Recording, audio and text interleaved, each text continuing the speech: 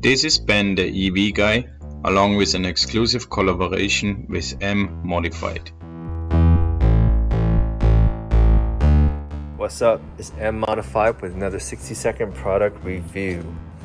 So we're going to focus on the wet Okole seat covers. Now, these are custom. They make them in different colors, even different trims, therefore it has different pricing.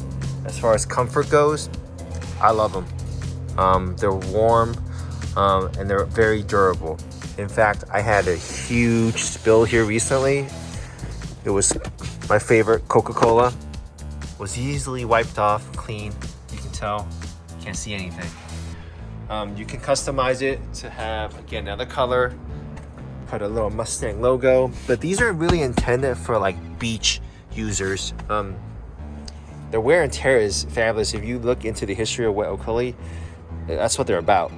As far as a recommendation goes, I like this leather seats as much as anyone, but I go to the beach a lot, and there's no way I would use the leather seat over these. Highly recommend it. Happy holidays. Happy New Year's, everyone.